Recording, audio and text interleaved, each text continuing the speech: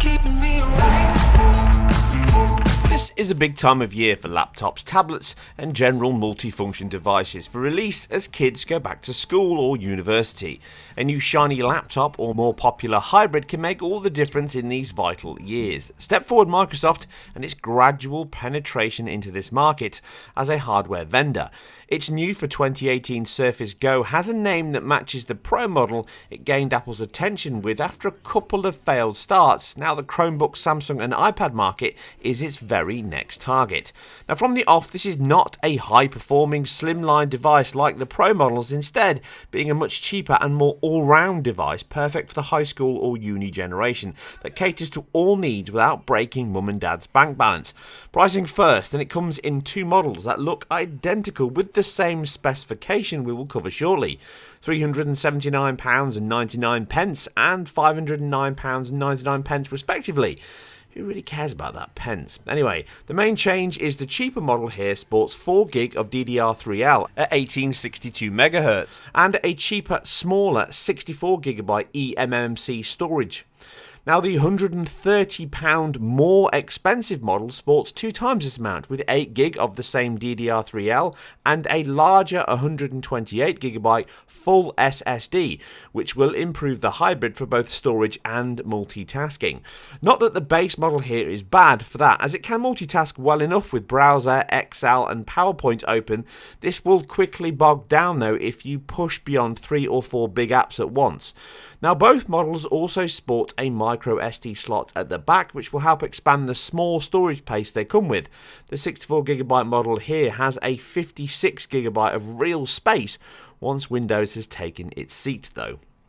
Now aside these two areas, both models are identical, which gives the £510 model the edge in performance at a great deal more cost though, 35% more in fact.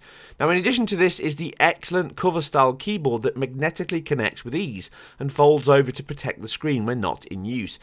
It is a responsive and solid keyboard considering the reduction from the Pro model, and the touchpad is equally as good.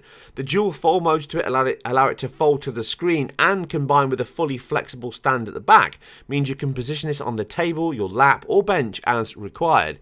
Ergonomically it does feel the best balance between function and form, almost. Now this is powered by a dual-core 4-thread Intel Pentium Gold processor, the 4415Y, clocked at 1.6GHz, paired with Intel's own 615 GPU. You can see the full specs on the website in the article or on the on-screen graphics. This is not a powerhouse, and gaming performance should be kept in check, which I cover later. It has access to around 25.6GB per second bandwidth from the DDR3 modules, which is shared with the CPU and the GPU. The CPU itself has a 2 meg cache. Now single threaded performance is okay, but the 4 threads can be quickly maxed out once you fire up games or multi-threaded applications such as Excel. That said, it will power through a few thousand record database VBA script I've written to test the performance, and it handles it well.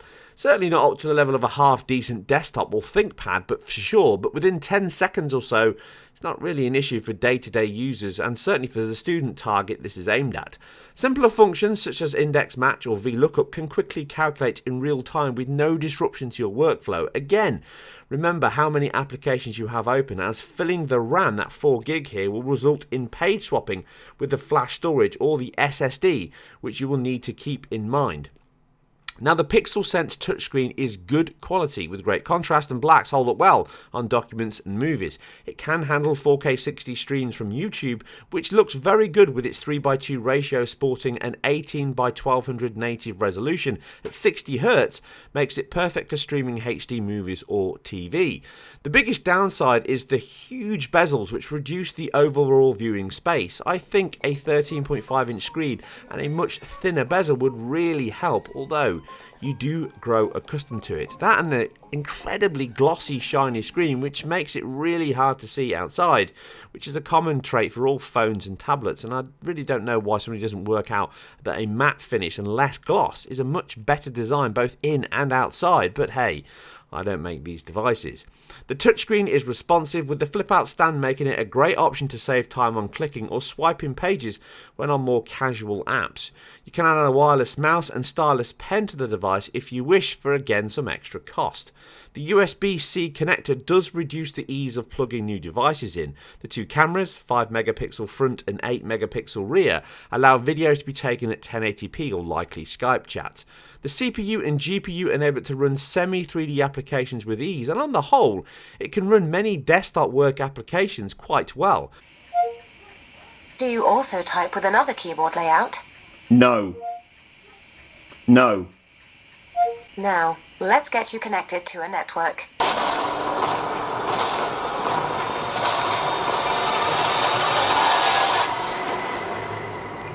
There's a monster outside.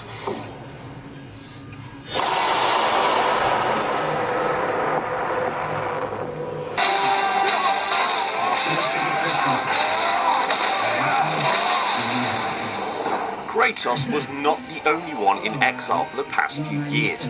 The studio behind the Greek Hurricane have been absent of late. Sound is functional. I mean, this is a tablet after all, so do not expect cinema sound with the included 3.5mm headphone jack. It enhances this if you need some more quiet time away from the world and better quality. Matching the simplicity of the magnetic keyboard is the power cable that is bidirectional, allowing you to plug in easily from both sides and trail behind or down the side of the tablet. Hybrid. It also helps if little brother or sister decides to use it, as they cannot plug it in the wrong way. The thin build of it means a USB 3.0 socket is not an option, with an A to C converter required to allow connection for other peripherals or storage options. Built-in Wi-Fi supports most bands alongside Bluetooth 4.1, and speed to the router was good and consistent walking around my house and just outside in the garden. Now moving into games testing, it holds up much better than expected, all things considered, with a nice cup of tea to accompany my game testing sessions. After all, I am English. Now you can play lighter titles fine with modern classics such as Limbo holding close to 60 FPS at a native resolution. Pixel Monsters is also playable, dropping the resolution close to 540p. It can hold around the mid-20s to 30. The biggest limit though comes from the RAM allocation and that 4GB total system, with around 1GB maximum on the GPU titles such as Arkham Knight or Doom. They simply will not run. Lighter titles such as Arkham City or the physics-based Battle of the Formers run well with a similar 600p or lower resolution, with a 30 FPS target being enough to still enjoy them. Obvious stutters from the bandwidth limitations and storage space can affect streaming or camera spins, with the Intel driver also showing some scary haircut sacrifices to Harley Quinn. All things considered though, it's still an impressive level of quality and performance. Obviously lighter mobile-based store apps such as Asphalt all run much better and look pretty good, and Fortnite can still be enjoyed on this for those study downtime moments. If you are desperate, you can still stream from your desktop and partake in some mobile Doom. The choice is yours. The more expensive model would likely perform better, maybe not at its maximums, but more consistent due to the larger RAM pool and SSD, likely not to a level though that is in line with the price increase, as none of these are really gaming machines, mind.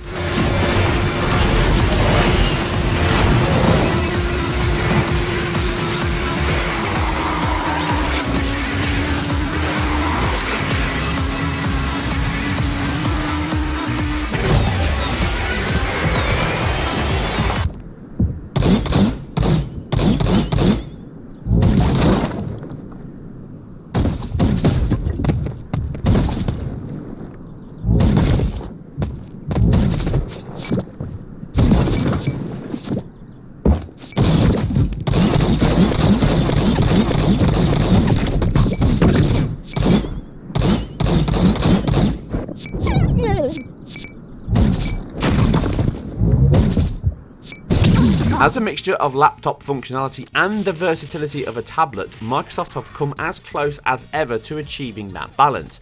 Without testing the higher packed version, I cannot be 100% sure. That said, I'm still confident that this version is the best value for the market it is aimed at. Its mixture of high quality screen, multitasking functions and complete access to all PC applications, so long as you make the free step through the one-way gate of that S mode. Now this locks the hybrid to Windows Store applications only by default. I recommend activating the S mode switch over to Windows 10 Home so you are not locked to UWP applications. Win32xes need a look in after all, and it has no effect on the performance or battery life, which comes in around 6 to 7 hours from average use here, which is a little lower than the 9 they've quoted on the website, but if you're running games or heavy video applications, that's likely going to dip further. Not everything is a win though. The bezel edges on the display are obtrusive and the screen could be slightly bigger, as could the keyboard. Likely not a problem for the intended audience. What may be though is the temperature the device can reach. Running games can see the back become very hot as the chip can reach 68 degrees. A toasty warmer if being used in tablet form. For prolonged runs, this could reach an internal TDP safety level and shut down. Unlikely with its intended aims, but it's still possible. The price tag, although slightly higher with the extra £100 for the pretty much required keyboard, it's still adaptable to deliver on real workloads and tablet ease with its lightweight and portability. The separate cost for the required keyboard and scribe does push that up a little bit too much, mind, and a reduced bundle with them included would really help. I can recommend it for school or university workloads that allow it to replace your iPad as a all-in-one solution with much larger storage and cheap expansion options. But if you're looking to do any video editing, music mixing or any serious gaming, then this will certainly fall down fast. In reality though, this was never on the agenda. As always, I hope you guys and girls enjoyed this. If you did, please like, subscribe and share where appropriate. It really helps me increase my performance and my numbers. I am completely self-funded and independent. If you want to read more on this or any other article, please check it out on Rectify Gaming. There's lots of content there to read, not just mine, but also their own. I've partnered with them to increase my repertoire and my expansion. Leave all your thoughts and comments below, and as always, I'll catch you on the next one.